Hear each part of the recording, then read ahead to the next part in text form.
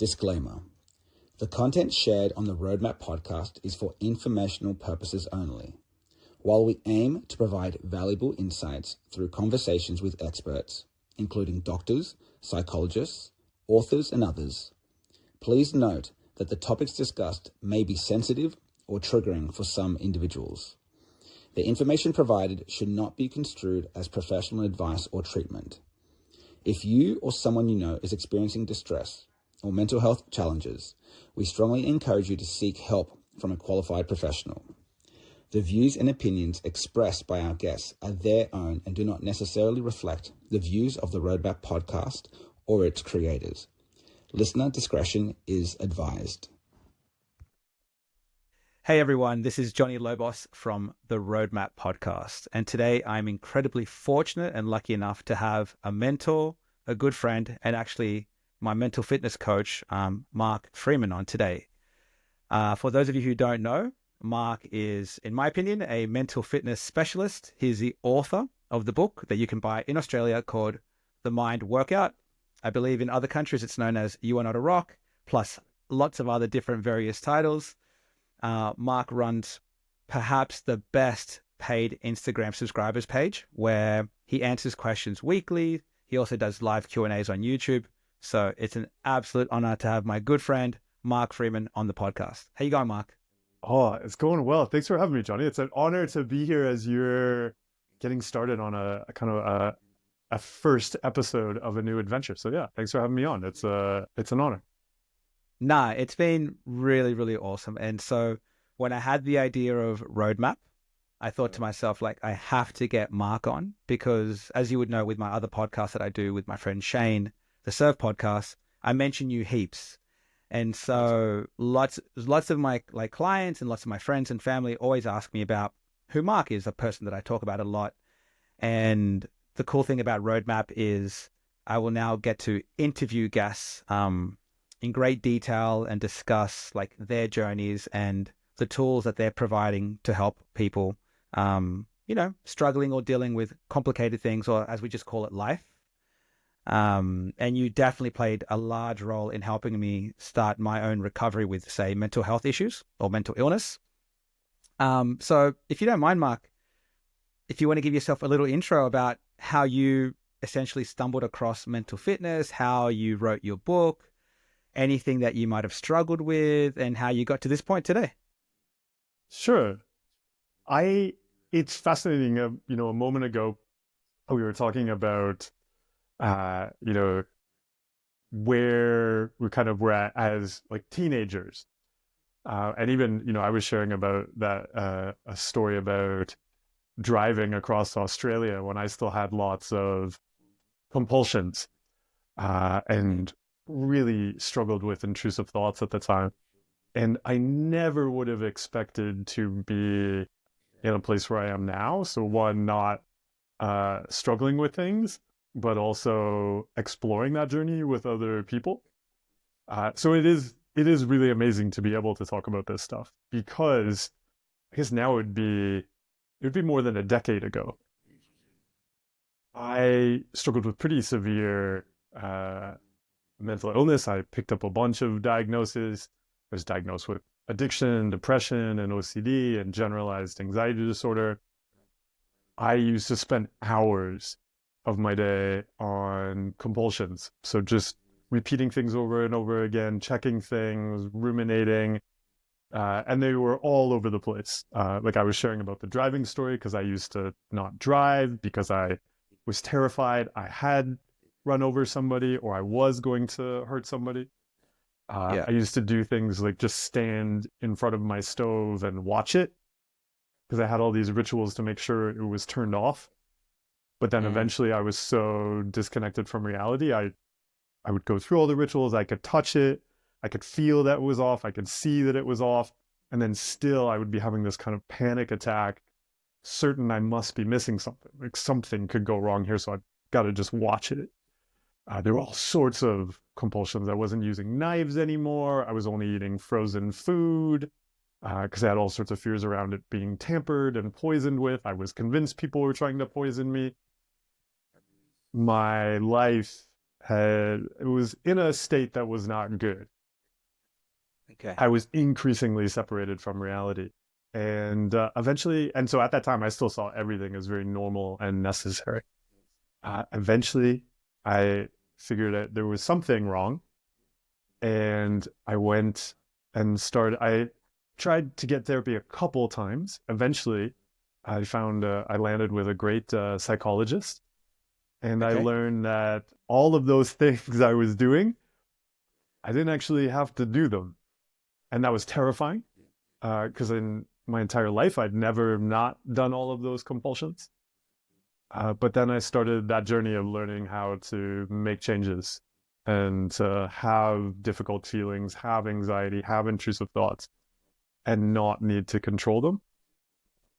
That then got me into this idea of mental fitness, wondering why we weren't approaching mental health in the same way we approach physical fitness. Learning how to do difficult things, building skills and capacities. And so I just started sharing about that because I would see a lot of people online struggling with the same things I had. And so at first I just started sharing like, oh, like if you go to your therapist and they tell you to cut out that compulsion or something, here's how I did it. And it just kind of grew from there to then, joining other people on their journeys of making pretty difficult, challenging changes. That's amazing. That's like to hear. Yeah. That's an amazing story, man. Like, I find like so much, when, especially when I was at my lowest point 2 years ago, I came across your website and then I started watching some of your videos and I was just blown away by the content. And I don't know if what made it stick more for me was because you had gone through all these things, like you had suffered all these things. So it was very relatable. And then the advice that you were giving was like so different to like anything I had come across. It was very like core focused, like not so much because when you're suffering with anxiety, when you're suffering with depression, you essentially just want those thoughts, feelings, emotions, all those internal and external experiences to go away. But you were describing it about how those feelings, those emotions, all those sensations can be there. And it's about taking them along for the ride, because the more that you resist them, the more that you hate on them, the longer they stick around. And so I got a lot from that message and I was like, okay. And I decided to purchase your book. And so in Australia, it's called The Mind Workout. Yeah. In America or in Canada, it's called You Are Not a Rock. That's right. Okay. Do you mind just running through why the name You Are Not a Rock? Because you do talk a lot about it in the opening chapters of your book. Even in the Mind Workout, that kind of first chapter is about not being a rock. But I think you captured it, a moment ago, that it really is about seeing that our approach to mental health as a society is often meant to not have feelings, like not have thoughts, not have feelings, not have images, voices, whatever the stuff is that we hate. But that's so challenging because we're humans. Like we have thoughts. We are not rocks. And so much effort gets poured into trying to not be human. But then I find, and I'd be curious, what resonated with you about that? Because I think, for me, exploring that was seeing, it didn't really make sense that there were so many areas in life where we say, okay, if something is difficult, that makes sense. Like that's not a disorder. We've got to learn how to do that. And that's going to feel challenging. And then, so when mental health stuff, as I was interacting with the system, when I was kind of being presented with, well, you've got to get rid of stuff, like not have that feeling. Even our way of talking about it, it's like having an anxiety disorder. Like you shouldn't have anxiety. That at first didn't really make sense to me. And so that's what got me onto the idea of, like we're not rocks. So we've got to learn how to have feelings. I don't know. What connected with you around that idea? It actually brought me a lot of comfort to begin with, because I would always be saying to my wife, I still remember coming home after I think it was my 38th birthday. We'd just come back from the city and I was at home and I was crying a fair bit. And I was just telling her, I go, I just hate the way that I feel. I go, I just wish I wasn't feeling feeling this anxiety. I just wish I wasn't experiencing these things. And so in essentially what I was trying to do was I would write down stuff like, I need to get rid of my anxiety. I need to get rid of all these thoughts. I need to get rid of all these feelings, blah, blah, blah. And so I was essentially making goals that rocks can do better than me, because rocks can't feel anxiety. Rocks can't feel sadness. They can't feel happiness either. And so I was like, oh, I get it. That really struck a chord with me. And it's like, okay, I shouldn't have those goals, because the more that I try to get rid of those things, the more that my brain's just going to give me more and more and more of those things. And so it brought me initially Totally. a lot of comfort. And I hadn't heard anyone explain it like that, because I'd gone to therapists before in the past and it was all about destroying your anxiety. We've got to get rid of this anxiety. And it was just making it this bigger monster. And so, I don't know, I really liked that idea of, you know what, if I'm going to improve my mental health, my mental fitness, I can't be having goals that rocks can do better than me, because a rock can't feel love either. A rock can't be a parent. And so I was like, okay. And that was that first chapter that absolutely changed my life. I love that you brought up that goal. I think that's so key, and that even anybody watching this after, it's so useful to look at that goal we're pursuing, because if we are pursuing a goal that a rock can do better than us, our goals kind of suck. So that's not, you're not really trying to reach for much. You're like, oh, I hope I become like a rock. Not really, not a reach goal there. But that it does fuel so much of the struggle. And I think that's where I found it really interesting to explore acceptance and commitment therapy. That there was a body of work and research exploring this idea that our solution is the problem. And we're going, Yes. I've got to get rid of this feeling, and that's my goal, and I'm going to go try to find all of these solutions to get rid of the feeling. That's actually just like any addiction. It's like trying to find the perfect alcohol to get rid of the craving for alcohol. The brain's just going to go, okay, let's get more. It's like trying to find the perfect drug. The brain will just keep going, oh, you want to get high? Okay, here's an even worse withdrawal. And so the more we chase that relief from anxiety, we're actually creating more of the anxiety, more of the intrusive thoughts, more of the problem. So when we can go, actually, I don't have to fix and solve that anymore. That is the way out. Yeah, I remember seeing one of your videos on Instagram, and as well, it tied in with what you were just saying, where you were working towards a goal of of being able to have any thought, feeling, emotion without adding any judgment to it. That is the goal. And I thought, you know what? That's true. That is a superpower. Imagine if you could experience sadness, experience any thought and not have to label it as this horrible thing. You're free then. You're not tied down in these shackles. Exactly. I think even that being free, I think, is such a key thing, because so many of our intrusive thoughts so often they're about being stuck. And we're kind of, something is going to happen and we're kind of going to be trapped. And across the board, sometimes people will have fears of getting falsely accused of something and getting thrown in prison. Sometimes people will fear oh no, I've got to wash my hands because I'm going to get a disease and I'll be stuck in some kind of way.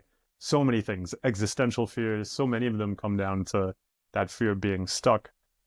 But then we make ourselves stuck. It helped me to see, initially, I'd always felt like I was protecting myself.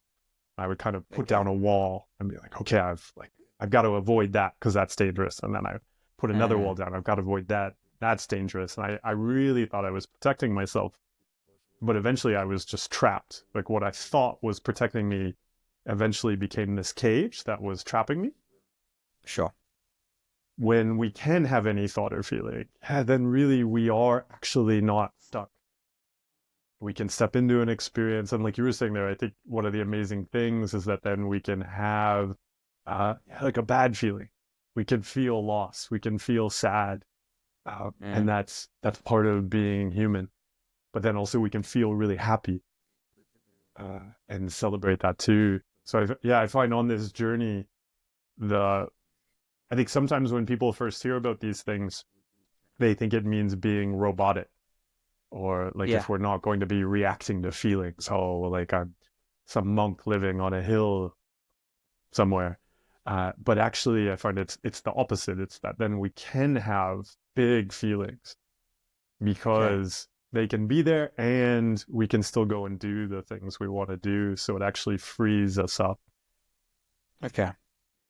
When I was doing a bit of research for this episode, I was looking up, okay, what are the most looked up things in terms of anxiety, depression? What did you like, find? what are the? Okay. So you've hit the word a few times already. So how would you define? So there's a few words that you were saying, and these are the things I find that people with anxiety, whether it's whatever label you want to put it, like say, let's just call it generalized anxiety disorder, just traditional anxiety, obsessive compulsive disorder, health anxiety. You hear the word intrusive thoughts, intrusive thought. How do you, like when you talk about intrusive thoughts, and this is something that you taught me, because we normally attach that label, intrusive thought, to only things that we judge as bad. But technically, because we cannot control our thoughts to an extent, all thoughts are intrusive in nature. So, but when people are struggling with intrusive thoughts, what are the kinds of things that they're talking about? And what makes them struggle with them so much? Yeah, I think you brought up a great point that we'll get into. Yeah, so I think if we talk about what are the topics that come up a lot when people are talking about intrusive thoughts, often they are thoughts and images. They can be statements. So I'll often say brain stuff. There can be any kind of brain stuff that we'll judge as an intruder. And we'll usually judge it as an intruder because it threatens something we don't want to lose. It threatens something we care about. And that's so understandable. It's so understandable that we feel pain and we're afraid of losing things we really care about. And so, yeah, there can be so many different ones. Like I was saying, like some of the big ones for me, I used to see all sorts of just violent images of either myself getting hurt or other people getting hurt. And that had been there since I was young, a little kid. And so even when I went to get therapy, I didn't even mention that. It was only they gave me a stack of diagnostic surveys to fill out, basically about like, do you experience this? Do you experience that? Just a massive set of papers. It was only when going through those, it would ask about things like, do you see yourself, like stabbing sharp objects in your eyeball and things like that. And I was like, oh, I do that all the time. Like, that's why I don't touch anything sharp. But I just saw that as like, oh, that's what my brain does. Yeah. But yeah, so it's stuff like that. Okay. But in technically speaking then, but all thoughts are intrusive, right? Exactly. So yeah, you brought up a great point there that I find so useful when people start working on this stuff. All of the thoughts, the brain's just doing basically whatever we'll engage with. Even I can hear a dog barking, and I always compare it to a dog. The brain is going to throw up whatever we engage with. So very much like a dog. If the dog is bringing you dead things and you give it attention, the dog doesn't know what you're saying. If you're telling it, like, never bring me dead squirrels, the dog's just like, oh, I bring this thing and they talk to me. So we're giving it. Yeah, we react. So this, I will bring more of this. And so the brain does that. And so when people are working on this, I find it really important to look at not only how we react to the stuff we hate, which, as you mentioned, that's probably the reason why we reach out. One of the things I'll usually start people on is actually starting to change how they interact with thoughts that they like. So an example for me, I just assumed like every time I was going someplace, I should have basically a problem to solve in my head. And so that seemed like a thing I liked. So the brain would throw up, oh, what about this uncertainty? And I'd be like, oh, that's really interesting. Like, yeah, what am I going to say in this thing at work? Or what am I going to eat later? and I would start to ruminate on it.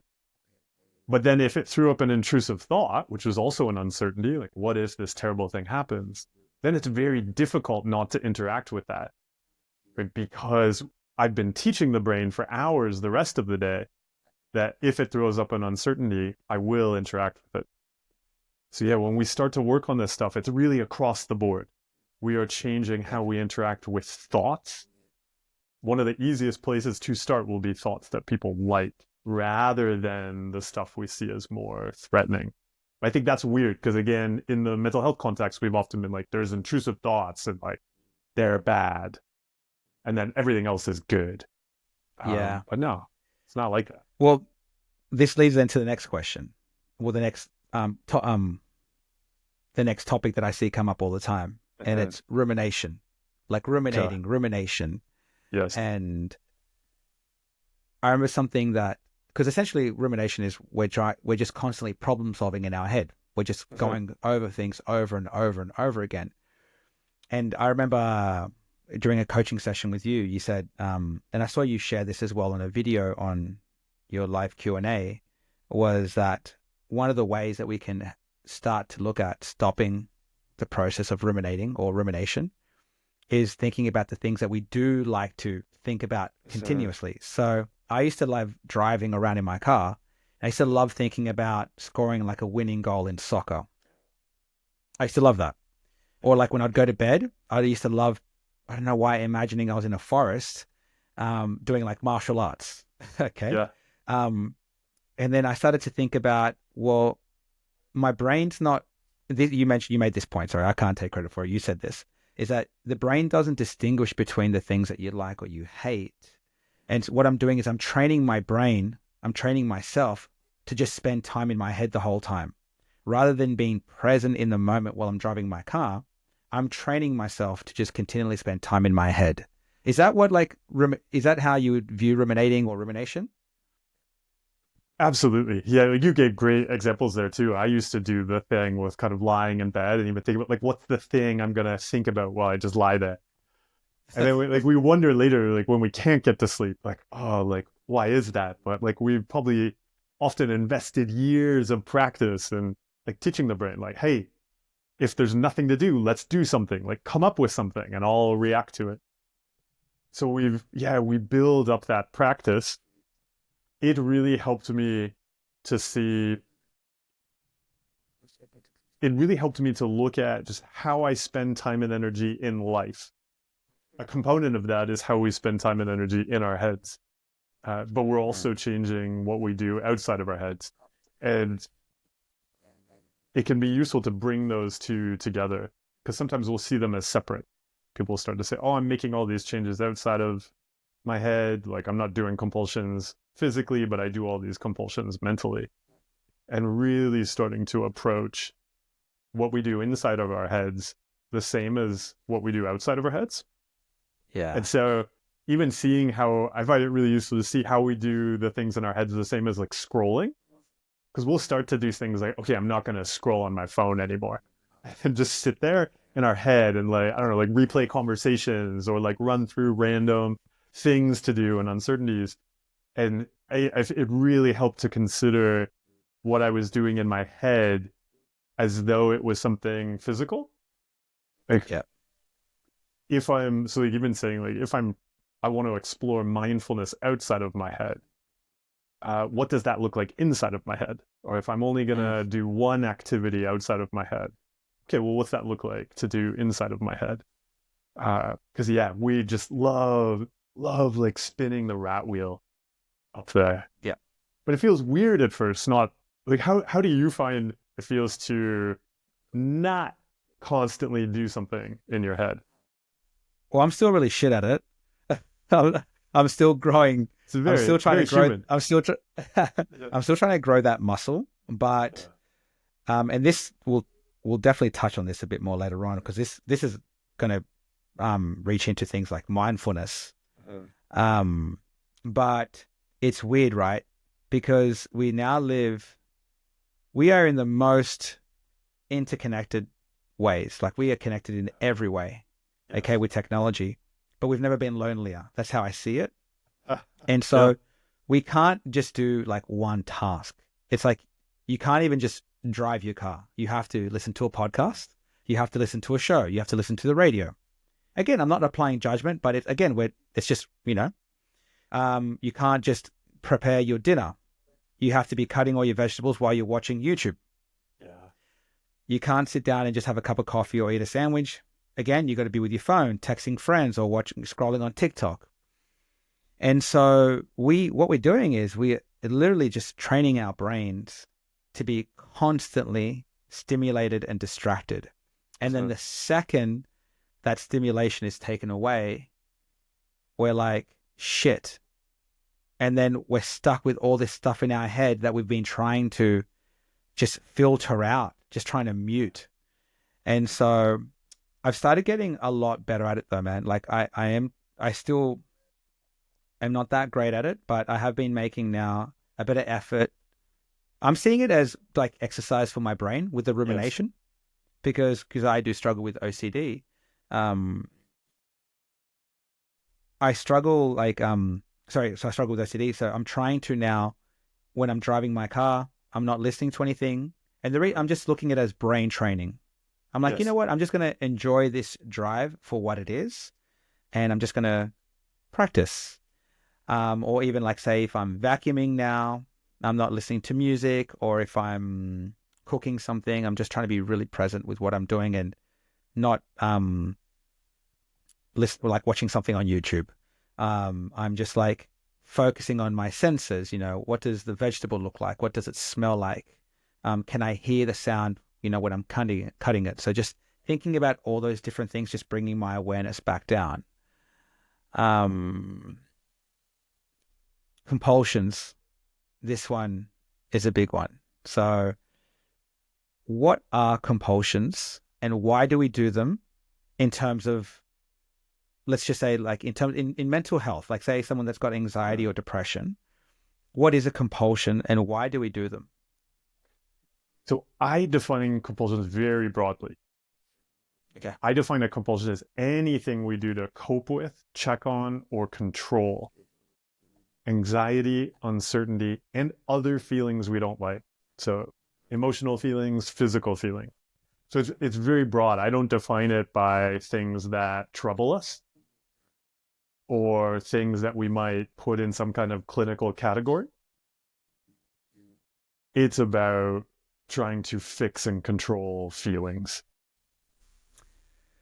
In your book, The Mind Workout,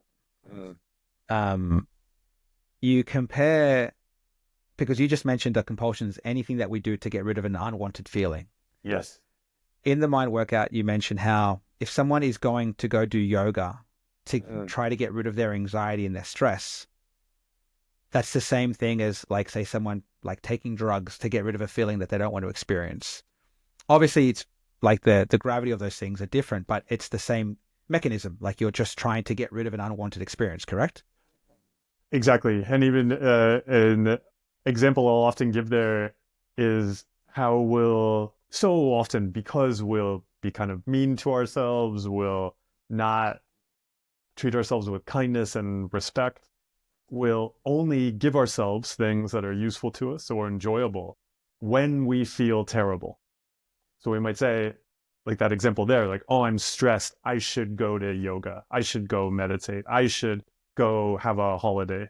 So we end up very reactive. And then we do something that can be very useful to us, but now we're only doing it after an experience that's maybe challenging, maybe we burnt out. So in some ways we're kind of validating it, we're encouraging it. I describe it in the book like giving a dog a cookie when it pees on the sofa. You're like, oh, that was terrible, let's go do something you like. And we as a framework become very reactive. And I think one of the reasons for approaching mental health as mental fitness is because then we're not waiting for illness, we're not waiting for stress, we're not waiting for burnout. Just like we do with physical fitness, we want to recognize it's something we need to do proactively. So if we're going to go to yoga, we're doing that because that's a thing we give to ourselves. That's useful. If we're nourishing ourselves with food that's good for us, we're not waiting for a point of time where we go, oh, like I feel terrible, I should go eat something that actually nourishes me. all of these skills, even like when we talk about working on mental health skills, that we do them proactively rather than waiting for a disaster. I always like to say that currently most mental health systems are an illness first approach. So you kind of like, and the worse you get, the more likely you're to get help. But we would never do that with physical fitness. Right? We would never at the gym, hey, you have a gym, you would never stop people at the door and be like, hey, if you want to come in here and work on your physical fitness, you got to be injured. You gotta have a problem and then you can come take care of your physical fitness. But we do that for mental health. And so I'd say compulsions are then a product of that, this idea that we wait for something bad and then we try to fix and control it. Okay. And you mentioned that compulsions essentially are made up of 3 different types, coping, checking, and controlling. And like they're all fundamentally controlling, right? Exactly. They all overlap, and then we could just see them as controlling, where we're afraid of having a bad feeling, afraid of losing something, afraid of being stuck, and then we react. But our controlling will just generally create more of whatever unwanted experience we're trying to control. And I guess because when people think about, like, say, traditional OCD, they think about people hand washing. Like, that's a very physical compulsion. Yes. Where they're trying to get reassurance that they don't have germs on their hands. So they're trying to, I guess, would that be more of a coping, checking, controlling kind of compulsion? This is quick because we'll often see them as all like mixed overlap? Together. Yeah. Because there probably was some checking. Like before we even got to say the controlling compulsion of the hand washing, there was probably the person was probably thinking back through the day. Oh, did I saw something that I saw like a stain on the street earlier that looked really strange. Did I touch that? And then maybe some like checking their shoe. Did it get on me? Then okay, now I feel bad. I want to get rid of that. Maybe doing something like trying to reassure themselves. We might say that's the coping. But then it would go, okay, it's not working. And then it would go to the hand washing again and again and like, again. Yeah. And someone, I guess, that identifies with, say, health anxiety, like, say, they've got fears of, developing a serious illness, they'll always be touching their body. This is something that I've definitely done, always touching their body, checking for lumps. So that's like a checking compulsion. Yes. Then they might go on Google and start to research this particular kind of cancer and the success rate if you catch it early. So that's like you're trying to cope. And then that person then might start to do a crazy amount of doctor visits, which I'm guilty of, to make sure, to control the situation, that everything is 100% okay. You are not in danger. So those 3 things, like constantly checking your body, constantly Googling, and then multiple doctor visits, these are all different types of compulsions. But then, you see too how they all go together. And as I was mentioning earlier, even how we can approach the mental compulsions we're doing or approach ruminating, we can just look at how we're spending our time and energy. With all of these too, we could just boil it down to how are we spending our time and energy in life? Are we spending our time and energy chasing after that certainty? Are we spending it chasing after that control, that fear? I find it useful to bring up the coping, the checking, and the controlling. Even in the same way I'll bring up different intrusive thoughts, even though the way we would approach them is the same, is because so often we're at different points on our journey, and we may not recognize something we're doing as an issue, but we may recognize, so we may see all of our coping compulsions as good. And so we would never like reach out, like I think I'm struggling with coping. And we may even see all of the controlling as good, because we'll be like, well, if I found something, I've got to do all this. But then we may start to notice the checking. And so even though they all go together, often I'll split them up because somebody might recognize that they're struggling with checking, for instance, or it could be controlling or the coping. But they'll usually notice they struggle in one of those areas, then we Okay. may look at how they're all interconnected. Because there was this book, forget what it was called. It was by a professor in America, I believe his name's Dr. Judson Brewer, where he was essentially saying that anxiety, the way that we feel anxiety is just through particular habits. But I guess these compulsions, they're just like habits that we do as well, right? That's what it is. Totally. And I think the reason I look very broadly at compulsions is also because the habits will be patterns in other areas of life. And so That's health it. anxiety is a great one. And if somebody brings up health anxiety, I'll always ask them, what else do you like to get right in your life? Like what else, like you mentioned it there, that looking for that certainty. So right away, it's really useful to look at what else do you like to get certain and probably can get certain. And so we'll have a practice. I'll usually describe it as a mountain. And so we'll name the mountain based on the peak, right? Just like in real, we'll be like, that's health anxiety mountain. But if we take off that peak, there's just a big mound of rocks there. And those rocks are all of those habits we have throughout our lives to get certainty that we see as good. And we might even be like, oh, that's just me. That's my personality. Like, I just like things a particular way. But we can get that certainty. We can control it in those other areas. So we're not distressed by it. And all the brain is doing is taking those habits and establishing a logic. Be like, if there's uncertainty, we should get certainty. And that's good. And then it goes to the health anxiety, and it has that same logic. It's like, well, you're uncertain, so you should be certain about it. But we can't get the certainty, and then we experience the anxiety. So then we name the mountain based on that. But yeah, it's those habits. And so it's so useful to look at those habits as patterns throughout our lives, because even though we'll tackle the health anxiety, we have to blow up the rest of the mountain, or else we'll always come back to it. It'll just move on to something else. No, I love that analogy. Dynamite. Yeah.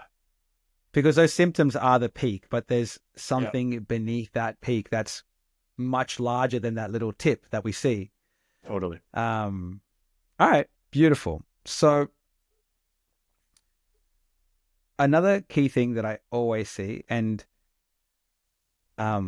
it's hard to explain sometimes, but you did a really good job explaining it, is you always hear people, especially because you mentioned as well, acceptance and commitment therapy. So it's almost like a third wave type of therapy. It's just an extension of cognitive behavioral therapy. Exactly. And when I was talking to you once, you told me that acceptance isn't something that you do. It's an undoing.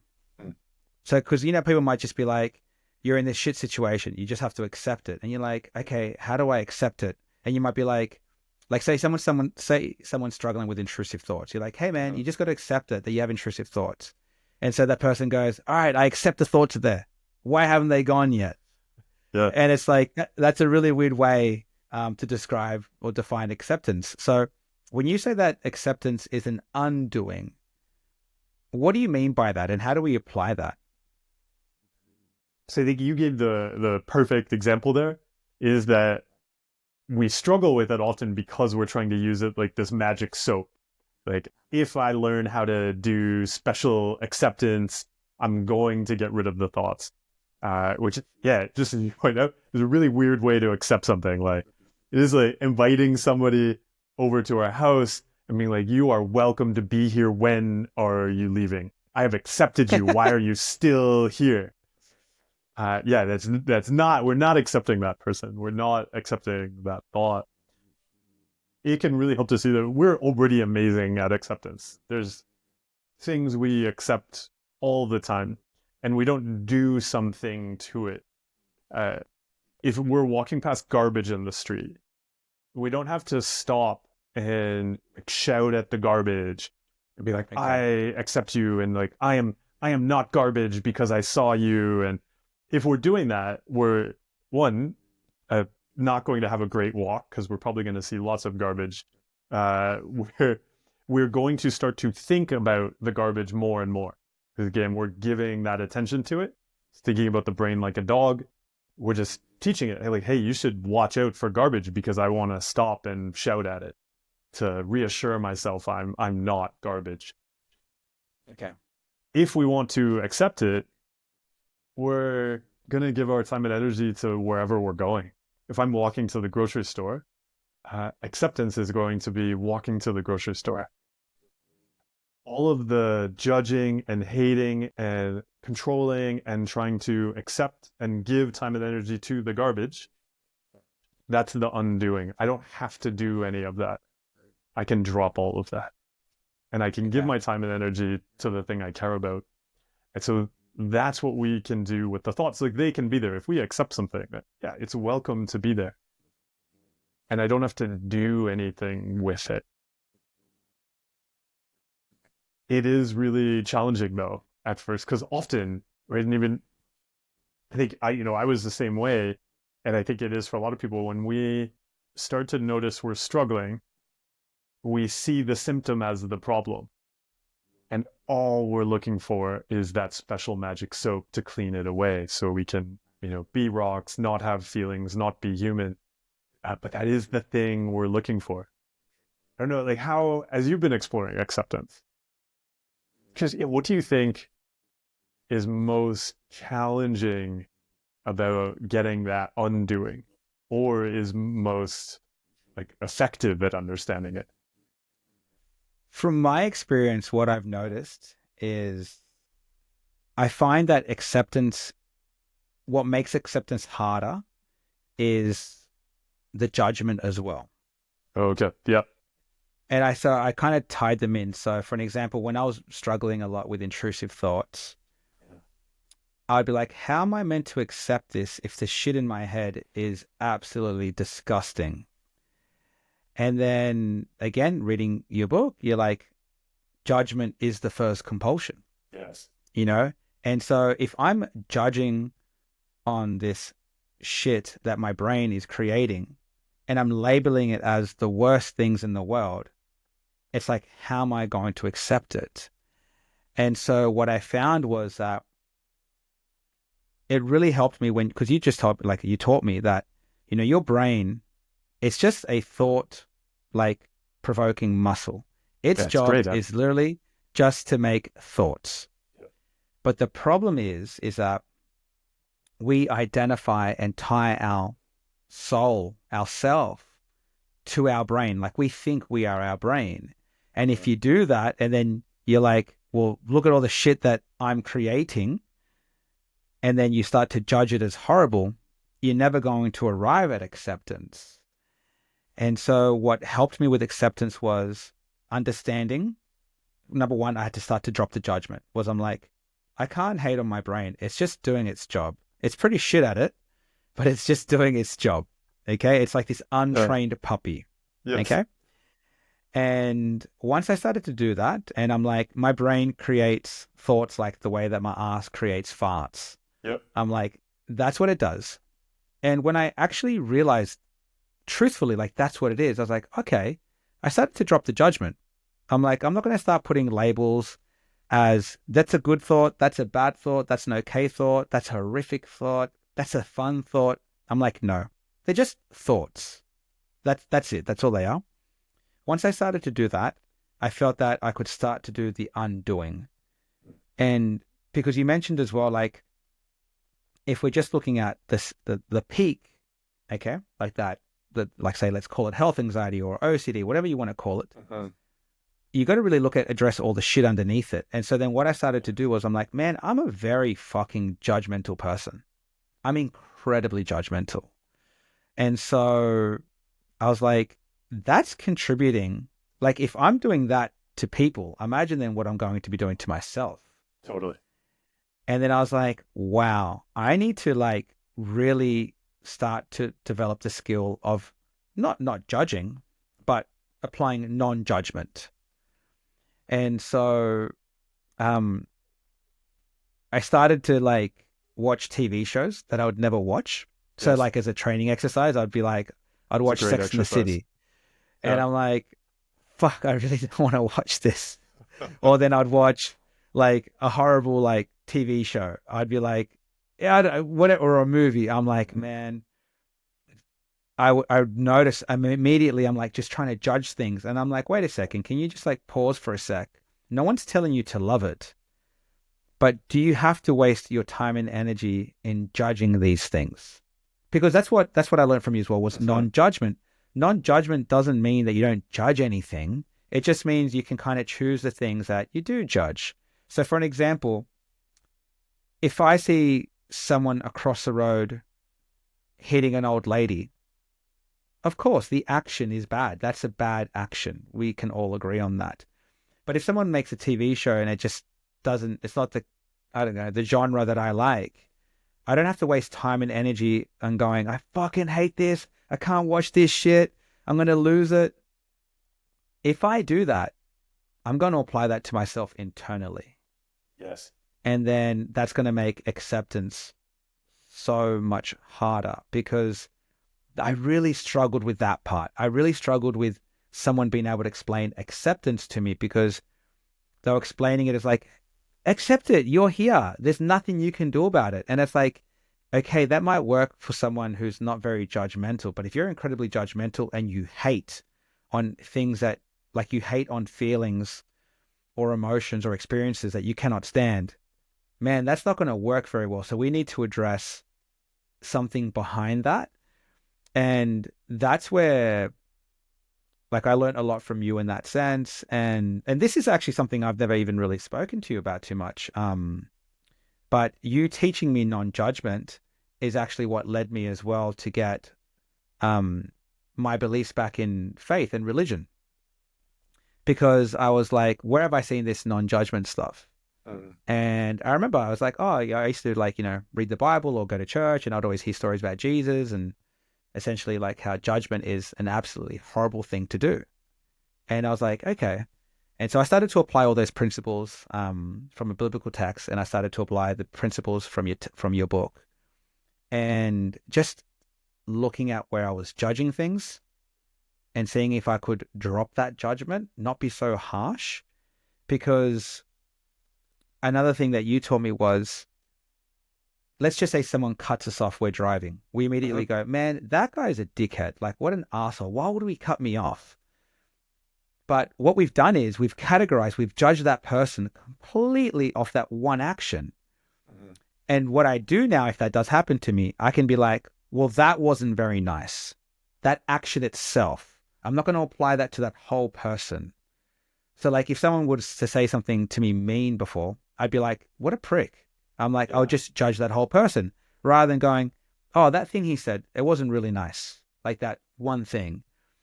And so I started to make changes in my life, pretty extreme, because I'm like, man, I'm very judgmental.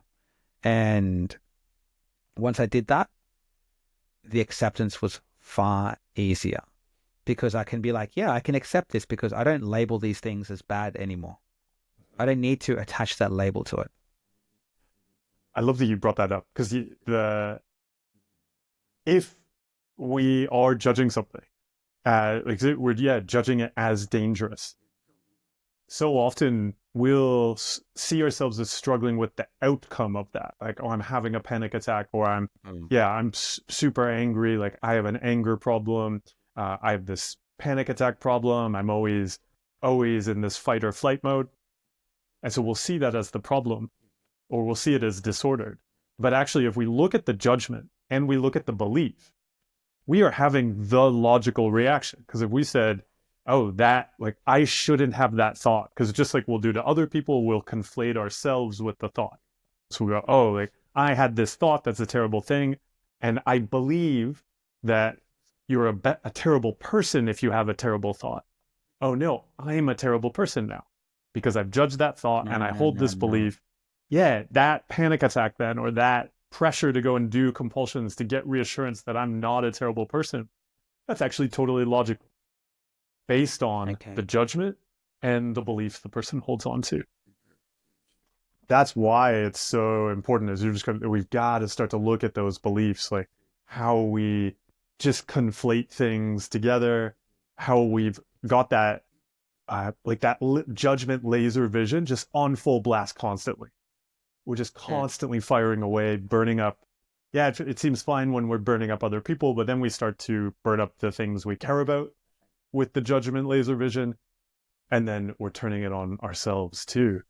Yeah, we can use it, but we've got to learn how to use the superpower, because having it on full blast, yeah, just makes us miserable on full Well, this blast constantly. well this leads us, I feel, perfectly to the next point. We were just talking about acceptance and how addressing the judgment first is pretty important.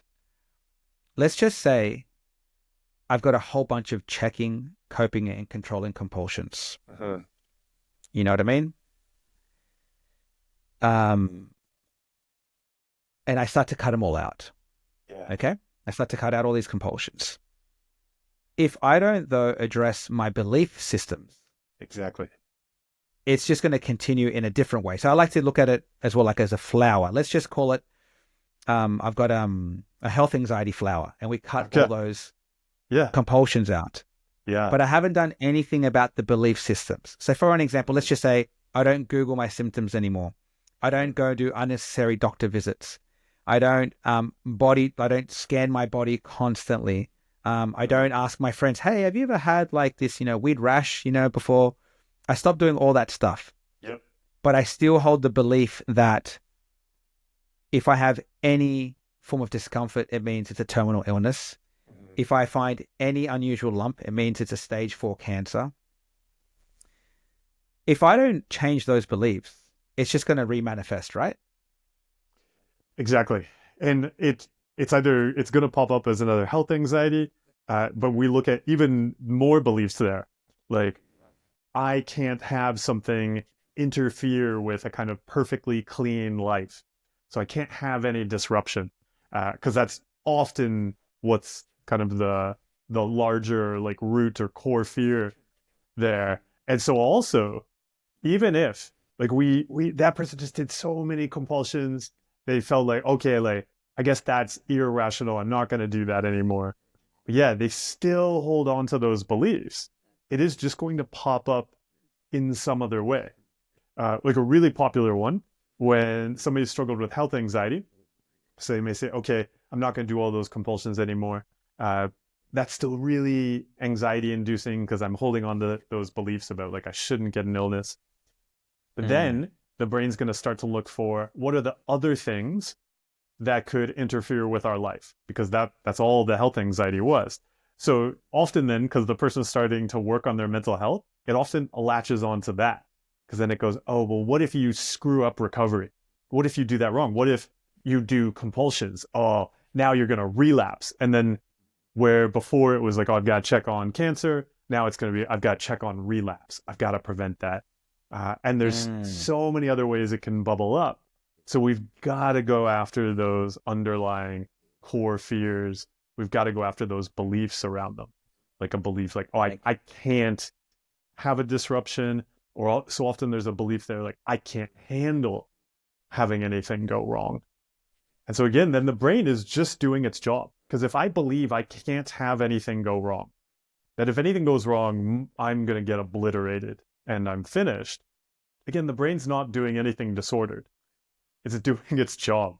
Being this like amazing guard dog, it's like, oh, my owner can't handle any kind of disruption, so I've got to bark at everything to make sure nothing comes on our property. It's just doing its job based on that belief we're holding on to and that goal where I'm like, I've got to have this kind of perfect feeling life. When we break it down to that, No, sorry, you go continue. No, I was just gonna say, yeah, when we break it down to that, it makes sense that it's doing all this stuff.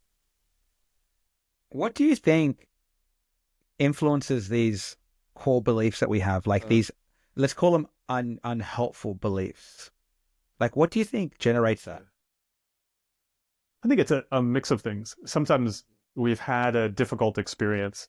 Often in my work now, like even in the new version of the Mental Fitness 101 course, because it's not in the book, I start off looking at context more. And so I mentioned context in the book, but it's really useful to look at what's been happening around us in the past and right now. Because, yeah, if there's been some kind of, say there was a disruptive experience, there was something that happened to us that really messed up things in our life for a period of time. It's so understandable that then we're on high alert to never let that happen again. And we may even say, quite often people say, oh, I'm not bothered by that anymore. Like I've made my peace with that. But then we see, okay, you have, but the brain is still being that guard dog. So being like, hey, like this was a painful thing. I've got to watch out for anything else. So sometimes there's that. Sometimes we've learned, like we've just seen it modeled from other people. And also I think there's an element of we just naturally have brains that are like watching out. Like we want to live our lives. We want to do the things we care about. And we're afraid of anything interfering with that. It's very human. Okay. I think this ties in now beautifully to, this will be a big one to talk about. And again, it was the first time I saw it was in your videos, was if you look at mental illnesses, and especially when I was struggling with OCD, like there's different people they label OCD in different themes. There's like contamination OCD, where people are scared, that they're going to get a germ. There's people that are fearful that they're going to lose their mind, that they're going crazy. There's people that have thoughts of like they're going to harm themselves or harm others that they love. And then you have like even just general anxiety, like health anxiety and all these other different things, generalized anxiety disorder. Something that really flipped the switch for me as well was understanding that there is a core fear driving all these things. And that unless you don't pull out that root out, rip it out, you're going to do some work, like cut out these compulsions, maybe address some beliefs to an extent. You'll be good for a while, but then this plant is just going to grow back, and it's just going to continually grow back and grow back because we haven't addressed the core fear. And something that you mentioned a lot in your videos is that essentially that core fear is all about loss, the fear of loss. And so, say for me personally with my anxiety, it was not so much the fear of dying, like obviously I don't want to die, but it's like, but why would it be such a bad thing if I died? Yeah. And it was more the fear of my family not being okay, not being able to see my daughter or my son get married, not see them finish high school. So that immense fear of loss, of losing those precious times or those moments with my children and my wife was like really at the core of my issues. And so when we have mental illness, again, like we just want to get rid of these intrusive thoughts. I want to get rid of the way that I'm feeling. But it's like, we can take a pill, you can do something to try to address that little issue, but it's just going to continue or sprout into something else. And you'll see the theme change and jump and this and this and that until we address that core fear, until we make, I guess, peace in a sense with that fear and understand why that fear is there and start to proactively work on it. So would you mind just spending a bit of time, Mark, to talk about how that core fear of loss drives essentially all mental illness? I think it's really interesting to look at the loss too, because even you're mentioning there, like making peace with loss. I think one of the interesting things I found to explore is because when I started to explore things like loss, I guess I still, especially, losing particular things, like saying like, okay, I could lose people, I could lose myself, I could lose the things I care about. I think we still are looking for peace, meaning that we're not going to be afraid of it anymore. But I think that's what I thought. Yeah, we're like, yeah, okay, so now we got to the core, like we're going to rip it out, and then we're going to be like, I'll feel okay about this thing. That's what I honestly thought. I'm like, yes, I understand my core fear now. So why is this anxiety still here? Yeah. But actually touching loss and making peace with it, kind of making peace with the fact that it hurts, that, yeah, I really care about my family, and like if I lost them, I like that would hurt so much. So our brain there is on that, like, well, no, if it's a bad feeling, we should be getting rid of it. We should prevent it. And to suddenly go, well, no, like this is a painful thing. Yeah, like that would really hurt. I would really hurt. And so as we explore loss, it's about touching that it will hurt. And it feels so wrong as we get down to actually accepting some of those things could happen, where we're no longer, so the brain, say for instance, throws up an intrusive thought about health. It really helped me to to look at how, and so my brain goes, oh, what if I have that illness, or I've been poisoned or something like that, and rather than starting to rationalize around that, just go straight to, actually, yeah, I'm probably dying later today.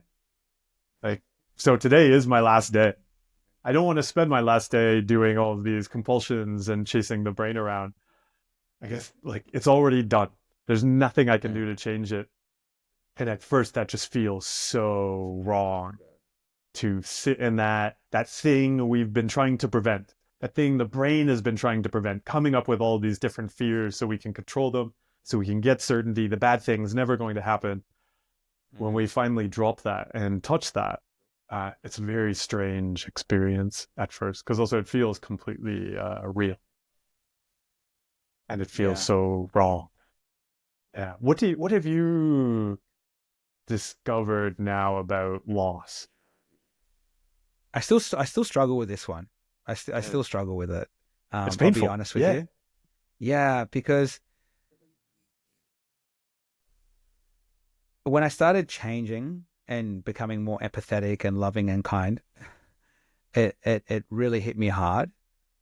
Just the reality set in that I'm not Superman, that I will experience some really bad things. And as a father, like, because I love my children so much, and as a husband, I love my wife so much, and just thinking about them suffering and me not being able to help them would, like, it just drives my anxiety through the wall. Like, that's what really gets at me. Yeah.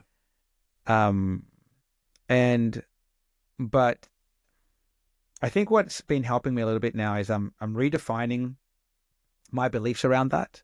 Okay. Like, although I am the parent to my children, it would be so bad for me to remove those divine moments where they suffer and then they learn to experience those things and to grow and build skills.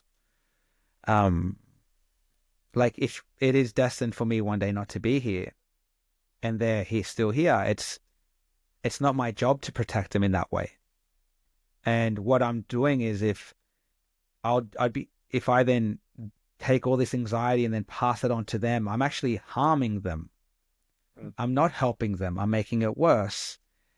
And so it is very painful, of the idea, thinking of one day you'll be gone and, you won't see your children again. You won't see your wife again. And so I feel like I still have a lot of work to do there. I still feel I have a bit of work to do there. I think with these kinds of things, we probably will always have work to do. Because we get down to these things, we say, oh yeah, this will hurt. Like, this is a thing that is painful. And in some ways, life is that journey of learning how to interact with these amazing experiences, and also the fact that we can lose them. Yeah, and you've mentioned it so many times, like, it's a system. You need to change the system. You can't just, yes, you need to start cutting out compulsions. Yes, you need to learn how to practice non-judgment. Yes, you need to learn how to accept things. Yes, you need to address your belief systems and what's unhelpful and what is helpful. And then, be curious of why you had those belief systems in the first place, and get down to that root of, the fear of loss. And because I feel like my interaction still with that idea of loss is unhealthy. So that kind of keeps me stuck sometimes, like, I've cut out so many compulsions, but like the other day, I've had a like pretty rough week with, hurting my chest and my arm, Yes. but like things are going great. Like my jiu-jitsu academy is going great. Me and my business partner Tim, our allied health business is going really well. My personal training business is going awesome, but I'm just outworking myself so much. So the other morning I woke up and I was like, oh yes, finally Saturday, but it was Friday. And then I'm like, my brain's like, fuck, dude, you've got dementia. And I started to panic. And it's like, yeah, remember that time the other week when you're throwing out, like I was throwing out like a popsicle and accidentally threw the wrong thing that I was holding in my other hand. It's like, see, like you're losing it. And I could see like my mind going, we're not worried about this issue, this, Yes. peak anymore. Yeah. So how else can I get your attention? How else can I bring you back? Totally. And I'm like, and then I'm like, fuck, I'm going to have to now go do some dementia tests online to make sure that I'm okay. And I'm like, oh, but I've never been good at these tests anyway. I've always done really shit in psychometric testing. And then I'm just like panicking, right? And I'm like, dude, step back. Like, look what you're fucking doing to yourself, man. It's just like the brain is so creative. Yes. And I had to sit there and I'm like, hey, man, yeah, maybe you do. No, not maybe, you do. Yeah. So enjoy it. Yeah. Today's and it's a great last day. Yeah, and it's just to shut it up. And then again, I started thinking about it. I'm like, yeah, well, you think about it. It's like I'm so fearful of losing out on those experiences. So what other illness could potentially make me lose on all those things? It'd be something like dementia. And so I still got a bit of work to do. Like I feel like I do have significantly more skills and tools, and I'm working on it. And again, this is an amazing segue, I feel, to talk about something that's spoken about a lot, but also no one could explain it to me very well until I read your book, is mindfulness and exercising and training the brain. Because although the brain is technically an organ, it's like a muscle because, we can teach it things. Yep. And things like neuroplasticity. I never really understood what mindfulness was because I've had people try to explain it to me. They're like, mindfulness is if you're smoking a cigarette and that's all you think about, just smoking the cigarette. I was like, okay. And then I'm like, then what's meditation? And I thought meditation was this thing that we do to get rid of things. Like you always hear it, you see like 20-minute meditation to get rid of your anxiety. This meditation cured my anxiety. Yeah. You hear these things all the time. And they're more harmful than good. Yeah. And so what I understood then from reading your book, and meditation is something that I hold so dear to my heart. It's something that I love so much. Is quite simply is meditation is something now I do not to get rid of thoughts and feelings or experiences that I hate. Meditation is something that I do to nourish my mind. I'm just exercising my brain the same way that if I go for a run, I'm exercising and growing my lung capacity. When I meditate, I'm exercising and growing the capacity of my brain to learn new things. And so, because I was always confused about it, because people would be like, you just got to focus on your breath. And then when you get distracted, bring it back. And then I was like, well, what's the point of all of this? And that's when I realized, I think you made the analogy, is that meditation is like the soccer training. Yeah. It's the training. Yep. Mindfulness is then the game. It's the actual match. And so what happens is now, so like when I meditate, like I'll do like this, not a mantra, like I just like to say, I'm going to meditate today. Meditation is a way for me to nourish my mind and soul. I'm learning to be able to have any internal and external experience. So now with meditation, I'm not trying to avoid drowning. Rather, I'm learning how to swim. And what I mean by that is I'm not trying to avoid life anymore. I'm learning how to swim through any experience, be it a happy experience, a sad experience, a traumatic experience, whatever it is. I'm learning to deal with any of that. And what I realize is that, and I say to myself, I'm going to anchor myself today on either the air coming in through my nose and out, or on the sounds that I hear outside. When I find myself distracted, I'll bring myself gently and lovingly and celebrate that I have that awareness that I was distracted. And so I'll be sitting there, I get distracted immediately. I'm thinking about the next UFC fight. Okay. So then I'm like, okay, oh, you're distracted right now. You're in your head again. You're spending time in your head. Let's bring it back to your breath, or let's bring it back to the sounds. Okay. When you do that over and over and over, then what I realized was I saw the work of that was when I'm walking around and I'm having a made up conversational argument with someone that I'm having a fight with. And I'm like, oh, wait a second, Jonny, you're spending time in your head. Why don't you bring that back to the task at hand? And I'm like, oh yeah. And that's when I saw the connection of meditation. Was like, that's making me mindful. It's teaching me to be mindful. How would you explain it? Yeah, but I love that. What you touched on there at the end, I would say, is that skill that we get to practice through meditation and then apply in mindfulness, which is that non-judgmental awareness, and then that capacity to move that awareness around. So we can notice, I'm doing that stuff in my head. Okay, well, do I want to give my time and energy to that? Or is there something else I'd rather give it to? And then having that capacity to do that. Because in the past, when we were so accustomed to just judging the stuff up there, automatically reacting to it, automatically controlling it, it's become a reflex. And I think for me, starting to explore meditation years ago, the thing that I really noticed was that I started to have some space between the intrusive thought, the anxiety, the physical sensation, the experience outside of me, and the reaction. So I could then start to choose to do something different. So yeah, when we sit down to meditate, so I really enjoy Zen meditation in the Soto Zen tradition.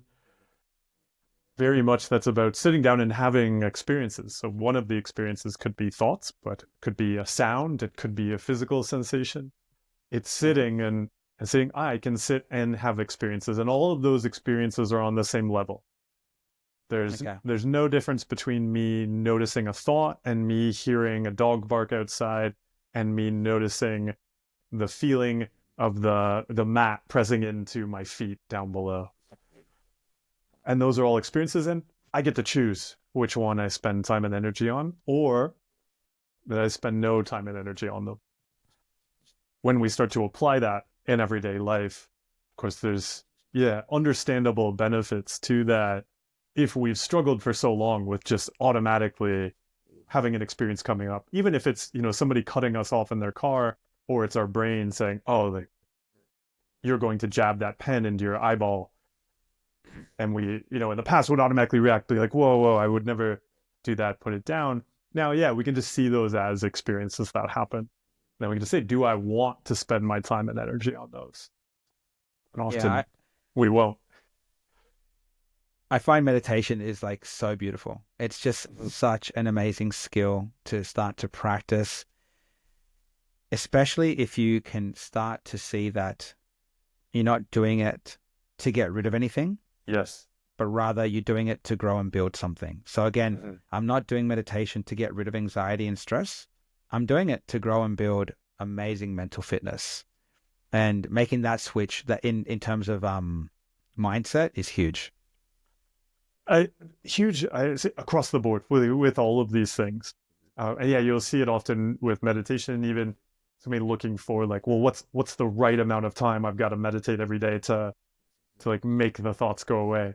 But see, no, like it's a hobby like any other. So it really helps to approach it just like if we were going to pick up running and saying, well, like you're not running to fix a thing. Like how much do you want to build your skills? Like how much do you want to develop in that hobby? And just approaching it like that. There are, just like if there was a hobby like running or whatever, there's going to be benefits to that, of course. But we've got to, if we're going to make it sustainable, it's got to be for its own sake. Because otherwise, also, we'll drop it if we start to see, oh, I'm not so bothered by thoughts right now, so I don't need to meditate anymore. We start to go back to the old habits and we're off again. But it was never about getting rid of thoughts. It's just a fun thing to do for your needs. Yeah, that's true. Because you fall into that trap. You're like, I don't struggle with intrusive thoughts anymore, so I don't need to meditate anymore. And then it's like, well, then subconsciously you are only doing it to get rid of something. It wasn't because you were trying to grow and build something. And that's something that I got stuck on for a while, like making that switch of just wanting to get something, like get rid of something. And then when you make it about giving something, like you're giving yourself like some time to take care of yourself. Like that's a nice thing. Totally. That was like a big like, it was just it was different, because especially like, how we use social media. A lot of the times we're just trying to get something, we'll share a photo, we'll share a story, we'll share a video, and we're trying to get people's reactions. We want those likes, we want those love hearts, we want those comments, we want all those things. People will put up a selfie or a photo of their body, and it's like, you look amazing, this and that. Like we're trying to get something. But if we can make this switch to giving something, it's so much more beautiful, it's so much more fulfilling. And that's something I noticed. But just one more thing on that meditation before I forget. Something that really helped me as well with this skill was something that you made me do. Was you would tell me, can you meditate to the sound? Like, so let's just say there's birds chirping in the background, there's cars, there's trucks, there's buses, there's factories, there's all these different sounds. Can you listen to the sounds and can you drop the labels? And I was like, what do you mean by that? And you're like, can you just listen to the sound? Because if you say to someone, hey, can you just listen to the sound?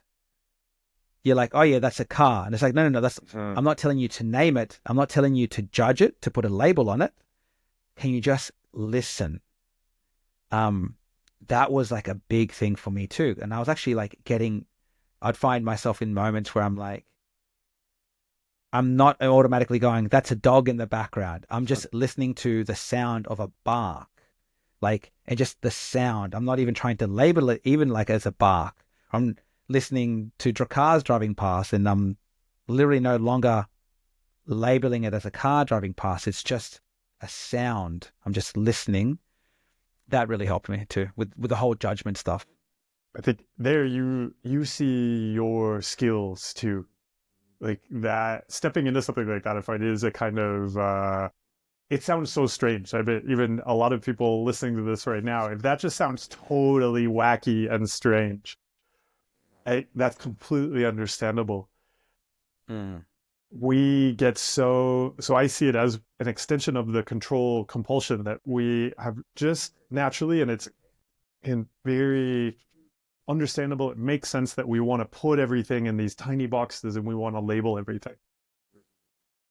We are just accustomed to, hearing a sound, quickly categorizing it, having a thought, quickly categorizing it, seeing something, sticking all these labels on it. That creates all sorts of problems for us.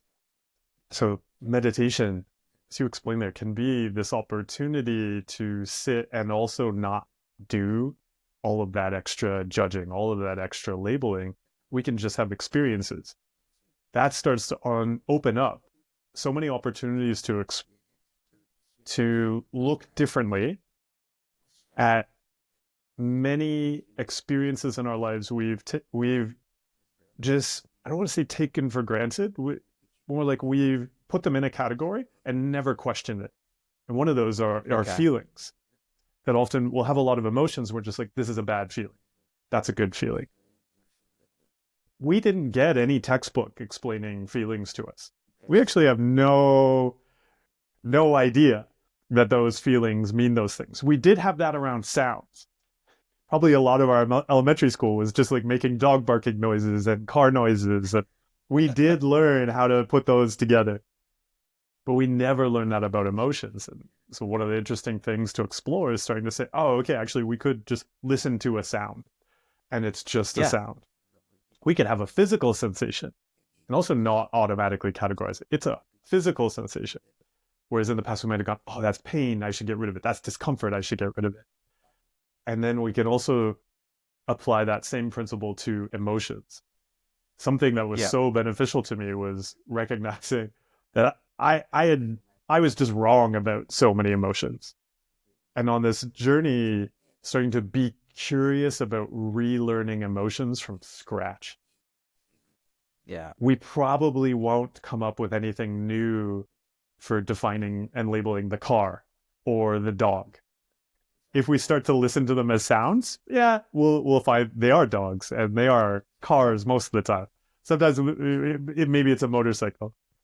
But when it comes to our emotions, when we start to apply that same principle, I think, yeah, then we start to see we may have had a lot of things in categories that weren't useful to us. My wife used to always like, she brought this up actually. It's like I would add so many labels to anything. So like I couldn't just listen to a song. I'm like, this is the fucking best song. She's like, do you know how extreme that is? I'm like, what are you talking about? I'm like, she goes, it's just like, why can't you just enjoy the song?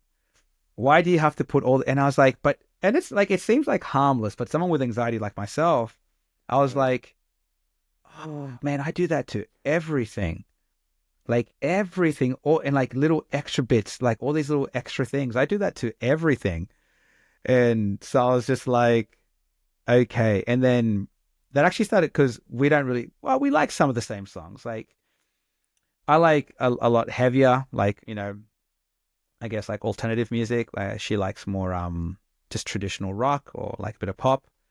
And sometimes because my judgments of things were made up, I just couldn't even listen to a song. Like she really likes this band called Mumford and Sons. And they're a great band, but I hate the music. But see, then again, I'm labeling it. But I couldn't, it was to the point where I couldn't even listen to a song. I'm just like, dude, like, man, like you're just applying so much judgment, all these labels. Like, why don't you just drop it? Like, and be curious about why you don't like it. And before you know it, when I started to drop those things, I started to really appreciate their music.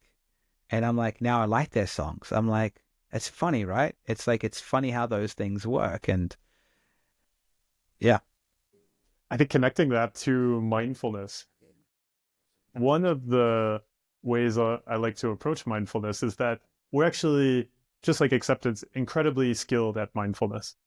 Mindfulness isn't this extra thing we add on. Mindfulness is just the experience of existence. Yeah. But then we're always doing all of this extra judging and categorizing and trying to fit existence into all these tiny boxes. And then it's very difficult to enjoy it. It's very difficult not to have our mind racing off because we've told it, oh, this is bad. Well, if it's bad, we should fix it. If it's bad, it's going to mess up our day. If it's bad, what if it gets stuck in our head? And then it's very difficult to be present with existence. But when we don't do all of that, actually, most things are pretty enjoyable, even if it's something that's not good. Even if it's a feeling we dislike, even if it's a terrible feeling, even if it's a terrible song, it's a terrible show. Actually, like they can be objectively bad. We can absolutely be like, yep, that is just a wrong thing. But when we don't have to get caught up in all of the judging and hating and controlling, the experience of existence is generally pretty enjoyable. And yeah, we can even enjoy a song where we might be like, yeah, I wouldn't choose to listen to it later, but I can enjoy like that it's there. I can enjoy that somebody else is enjoying it. I can enjoy that I have a stereo that can play it. I can enjoy being. That's a totally doable thing. In your book, I believe as well, it's in the first chapter, you get us, well, the readers to do this exercise where it's about the phone. It shows like how we interact with our phone and how we can start to see those patterns, those behaviors, those actions, those habits, whatever you want to call them, how those things really set us off the path. Can you just like expand on that? Like the idea of like how we interact with our phone, how we're always checking our phone, all these things, like the connection between mental health and how that creates a bit of a downfall for us? It's huge. Especially if we look at even just a concept of mental fitness. If anybody wants to explore their own mental fitness and see where it's at, one of the reasons is at the start of the book. It's in the introduction. So I put it even before the first chapter. Like before you're gonna get into these things, you gotta look at something like this. So it's a great assessment tool. If you want to know where your mental fitness is at, can you choose to not look at your phone when you get the urge to check it? So often people will think like, I have no mental health issues. Well, just like melt into a panic disaster if you take away their phone, if they can't check their phone. People often, feel or hear notifications going off when there are none, will automatically pull out the phone without even thinking. Even though somebody might also see themselves as struggling with something they'll define as like a mental illness, like they'll say like, oh, I have this, harm OCD or this particularly terrible struggle, I would still start by looking at something like, how do you interact with your phone? Because if we are just automatically reacting to that urge to pull out a thing and check it, even if it's just, hey, did I get an email? That is the fundamental skill that we would still be working on if we're working on something extreme, like learning how to have intrusive thoughts about harm. We're still having an experience and then go, okay, that experience can be there, and I'm going to choose what I give my time and energy to. So whether it's the urge to check my phone, whether it's the urge to just get rid of boredom by just pulling out my phone and filling the space, or it's the urge to make sure I didn't just, run over a family of pandas with my car.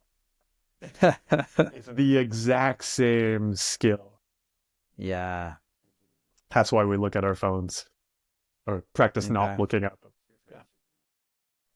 A big component also of your book, it's a huge thing, and I know it's a huge part of acceptance and commitment therapy, values. Yeah. And how values can act as your compass when you're lost, and how it's important to define our values and what that means. Could you explain values and how they act as a compass and how they tie in to mental health, mental fitness? I learned about values even before I started to go to therapy.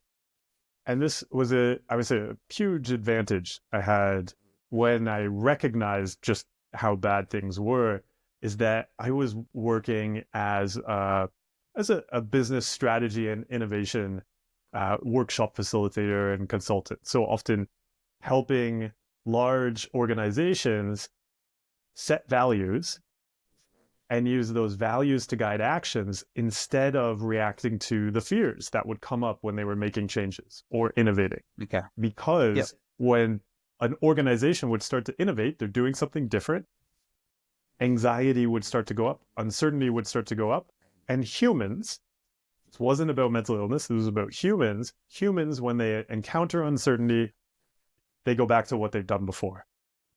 Yeah. So I found that really helpful when I actually started to go to therapy and I was trying to do different things, because of course I was doing actions I'd never done before in my life, and actions that I believed were going to result in all sorts of terrible fears coming true. So I needed something outside of my head to guide me. And that's what values are. Values are compass directions that identify a useful direction to go.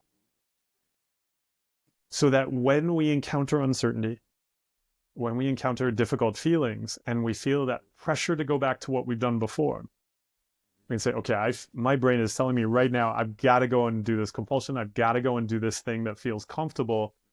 But somewhere inside of me, even though I can't feel it right now, I know that is creating all sorts of problems in my life.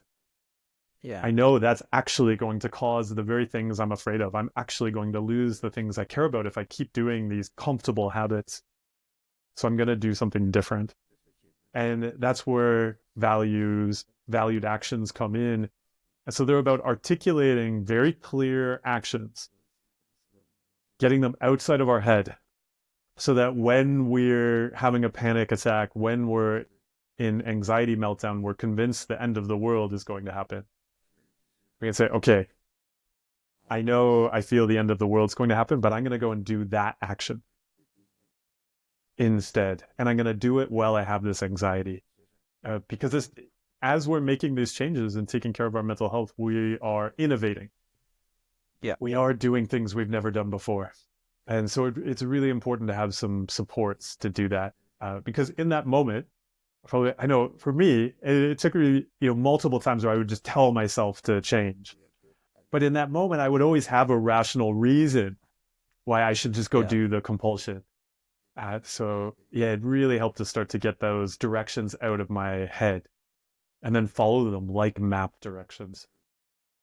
How would you describe the difference between valued actions and goals?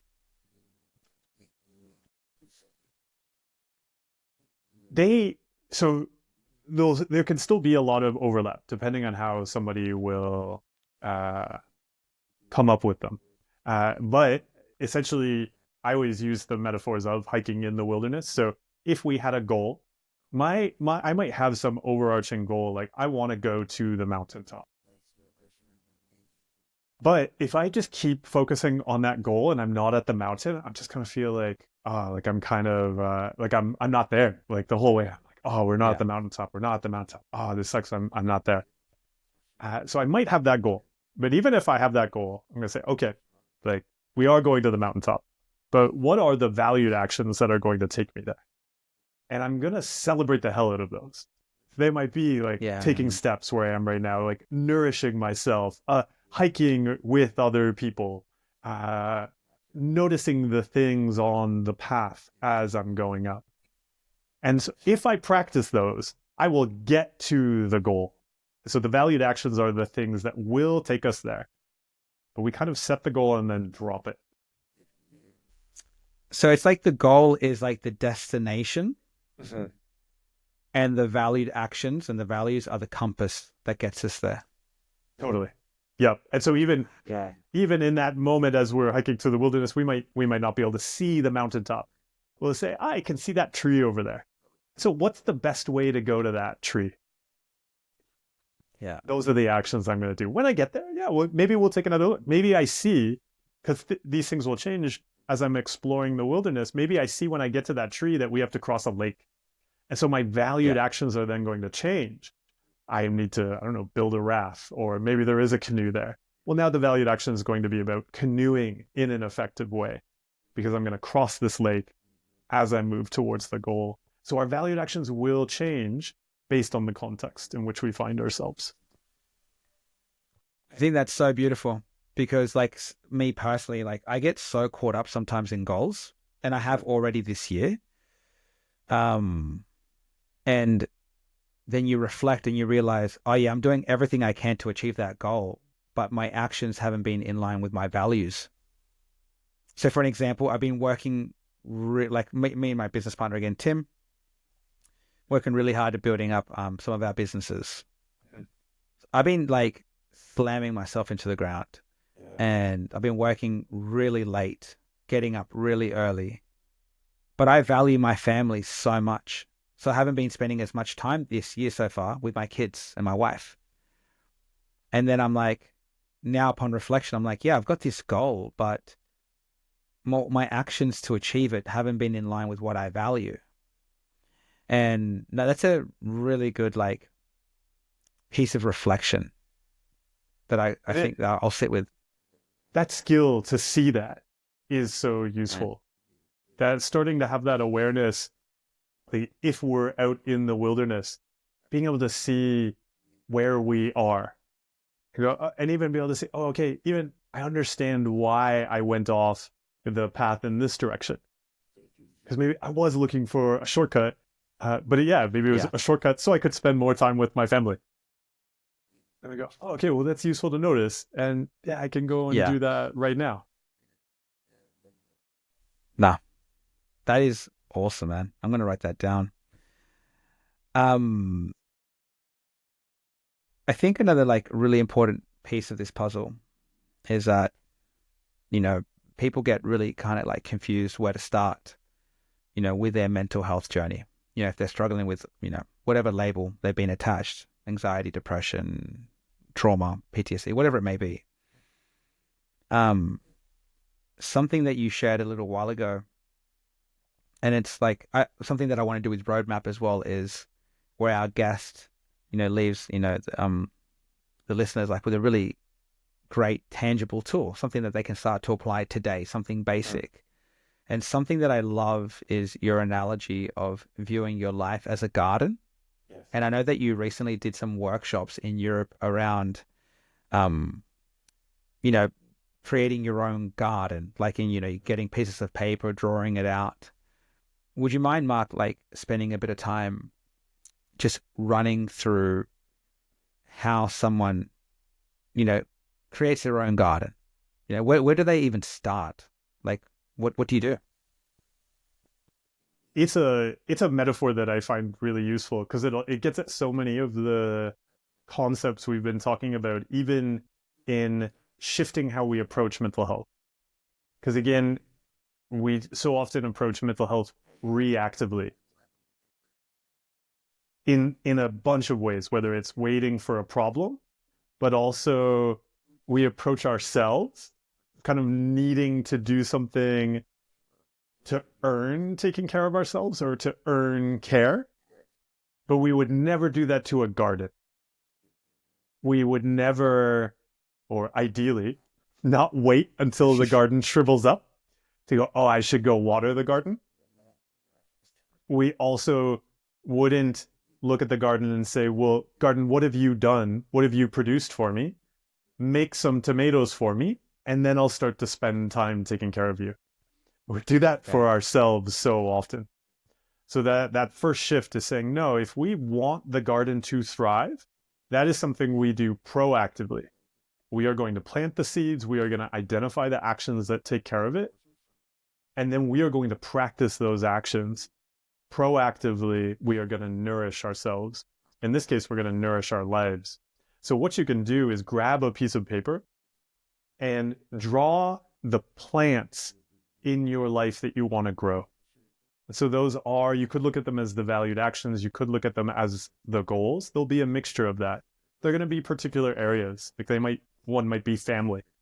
Another one might be work. There might be a hobbies plant. There might be a social plant. There might be a health or a mental health plant, or it might just be meditation or something like that. So you draw the plants in your garden. And then there's three things that I always look at with each plant. So one is going to be the water. Watering your plants, right? Of course, we want to water them consistently. Those are the actions you're going to do to take care of that plant in your life, proactive, because we're not going to wait until it shrivels up. The other one is fertilizer. Fertilizer are things we're going to do to change the environment to help that plant thrive. Like if it was, a health and fitness plant or something like that, we may look at like getting a gym membership might be part of that. Getting some equipment so that you can do the sport might be part of that. Or if it's cooking for yourself, like one that I always do when I'm traveling, when I get to a place, I make sure I get containers. So when I'm cooking food, it's easy for me to store it. That's a fertilizer action. It makes it easy for me to make food for myself and eat nutritious food. So there's water, there's fertilizer, and then the other one is sunshine. Sunshine for each plant is looking at things that we don't control, but we want to get exposure to, or is that going to benefit that plant? So for the social one, that might be attending events that you don't have to organize. So you're kind of taking yourself to have that experience. Yeah, you don't have to put it on. We identify, right, the water, the fertilizer, and the sunshine for each one of the plants. And then what we were doing in the workshops is much of the workshop is spent like creating an action plan for actually doing those actions. And then talking about the kinds of challenges that would come up. It ends up being an effective mental health tool because so often we won't, water the plants. We won't take care of them because we're giving that time and energy to the stuff in our heads. And so starting to have the stuff in our heads, but go and take care of the plant, regardless of what the stuff is really useful to the garden of our lives. So just in general, approaching life more like a garden, something we're going to take care of is really helpful. I think that's a far better way to even look at like your 2025 goals. Oh, totally. Rather than writing down like this list, these are my goals. Like, there's no structure there. There's no valuable actions. There's none of that. That's wonderful. I think that's something that I'm definitely going to do for this year. Is that It's something really that you do helpful. yourself? Yes, I look at it. That's an exercise that really came from trying to find a way to like make sense of how I was spending time and energy and how it would be useful to spend time and energy. So we approach it not as these things we've got to get, not as these things we've got to control, but that we are going to grow things this year. So how are we going to grow them? How are we going to take care of them?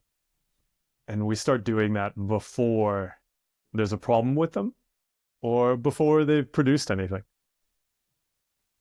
Okay. That's awesome. In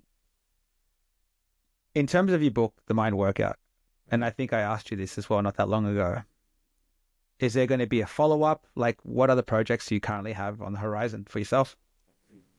I think one of the great follow-ups to do will be on loss and death. As we were discussing there, as I'm on my own adventures through life, it's a topic I keep returning to and learning about.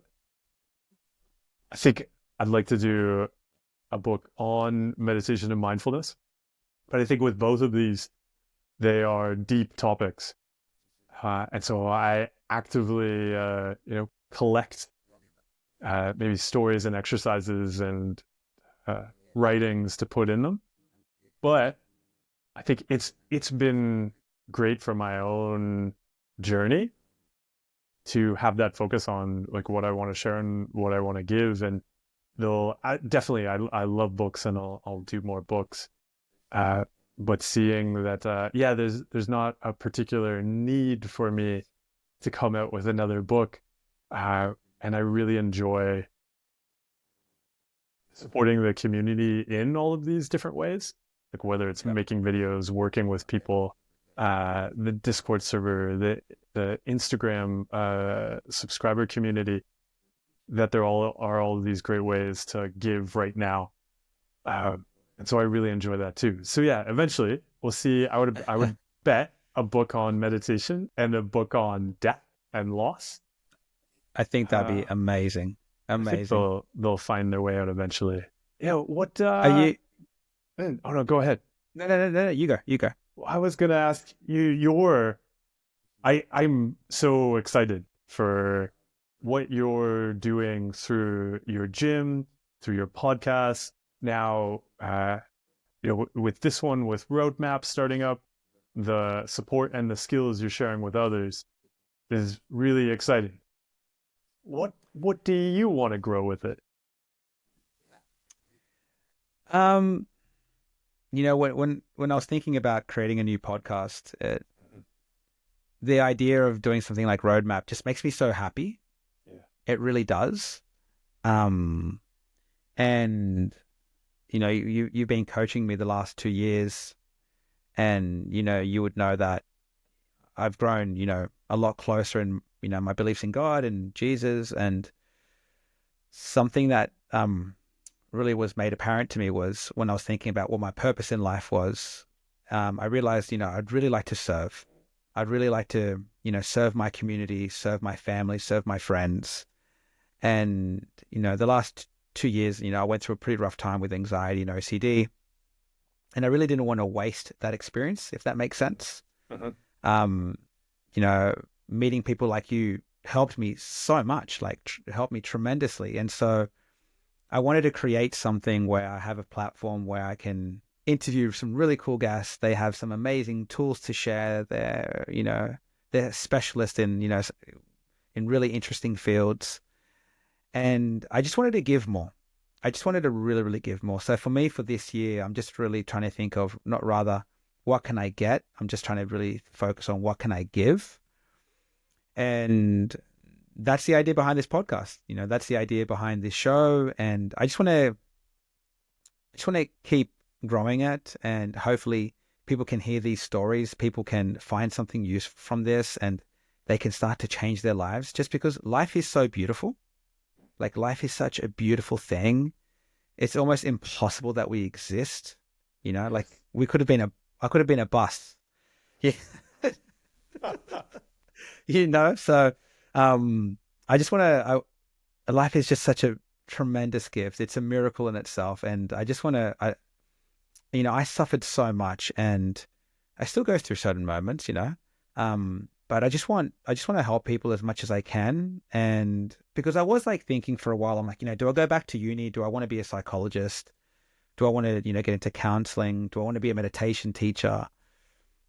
I just love having conversations. I love having deep conversations, and now just being really open-minded to explore a wide range of topics and not be so judgmental like I used to be, and hopefully provide listeners and people with some really cool tools, and they can maximize this gift of life. That's where my head's at right now. That's amazing. You have experiences and skills there that are such an amazing support to people. Thanks, Mark. Sharing that is I think it's interesting now. So the amazing thing about starting to share these journeys is that, because for whatever reason we still don't talk about them too much, we still think of them as kind of unusual, we still, even the idea that we can work on these skills and make changes is still kind of new. Like, people will often question it or doubt that. I still have people, ask me like, oh, well, you still struggle with OCD, and that there's still so many myths around that to dispel. Even just having those conversations, just creating that opportunity for other people to understand there is a journey you can go on there, that's incredibly supportive and useful. So yeah, thanks for doing that. No, man, thank you for doing this. If people want to reach out to you, Mark, like, what's the best way for them to get in touch, like, say, with your content? Like, do you still take clients on board for one-on-one coaching, or do you direct them now to your 101 course? Like, what's the best way to get in contact with you? Yeah, I think probably the best way to find the different things I do is to go to my website, which is markfreeman.ca. And there you can find the YouTube videos, the Instagram, the online courses, the book, when workshops are happening and things like that. So yeah, markfreeman.ca. Okay, awesome. I was thinking about like how to end, the Roadmap podcast. So I've always thought I'm going to ask my guests 3 questions. There are 3 things that I always talk about and I'm really interested in. So 3 questions, all right? What's your favorite food? My favorite food, can I just say Mexican food? Or all of Mexican food? That's fair, right? Yeah. Mexican food. All of it. Okay. I had amazing, because I'm in Mexico right now, I just had amazing soup tonight. There's like an amazing taco shop just up the street from me. Mexican food, the best. I would eat it forever. Okay. Alrighty. Favorite movie? My favorite movie, for years, my favorite movie has been Chungking Express. It's an old Wong Kar-wai film from the 90s. It's a romance. Pretty much all of the other films in my top 10 are kind of action films. But Chungking Express is a quirky, dramatic romance film. That's my favorite. Okay. This one might be hard for you, but I don't know. A favorite book? Favorite book? Fiction or nonfiction? Yeah, I think I'd probably still say my favorite book is Haruki Murakami's A Wild Sheep Chase. Okay. I would stick with Awesome. that. That's always a great one, a fun one to return to. Yeah. Mark, it's been an absolute pleasure. Like, thank you so much for taking so much time to sit down with me today, have amazing conversations. But it's been an absolute honor. Like, I feel listeners are going to get so much from this episode. So I'm excited to share it soon. Oh, no, thank you, for the chance to explore these things. Your openness and, support to share the journey with other people, that's, tremendously helpful. So thanks for having me on to explore this stuff. Amazing. So guys, look, Mark Freeman, amazing interview. Appreciate it. And I look forward to releasing this soon. Thank you, John.